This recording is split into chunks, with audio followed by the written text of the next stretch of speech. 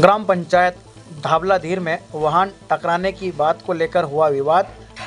सुजालपुर के ग्राम ढाबलाधीर जोड़ पर मंगलवार सुबह करीब वाहन हटाने की बात को लेकर विवाद में उग्र रूप ले लिया। करीब 20 लोगों ने दो भाइयों के साथ जमकर मारपीट की, जिससे विरोध में ग्रामीण जनों ने नान्नी में चक्कर जाम कर जमकर प्रदर्शन किया। बता दें, करीब दोपहर 2 बजे पुलिस और प्रशासन ने सख्ती दिखाते हुए जाम को खुलवाया है। घायल श्रवण मेवाड़ा और महेश मेवाड़ा सुबह करीब 10 बजे थ्रेशर मशीन लेकर फसल निकालने ढाबलाधीर गांव जा रहे थे। ढाबलाधीर चाइना जोड़ पर रास्ते में खड़े वाहनों को हटाने के लिए कहने पर वहां मौजूद लोगों ने उनका साथ विवाद हो गया। आरोप है कि इस दौरान 20 से अधिक लोगों ने उनके साथ दोनों भाई के साथ मारपीट की है। हालांकि पुलिस प्रशासन मौके पर पहुंची और मामले को शांत कराया है एवं क्षेत्र के थाना प्रभारी ने यहां जानकारी पब्लिक रिपोर्टर को विस्तार पूर्वक मंगलवार शाम करीब 7 बजे दी है।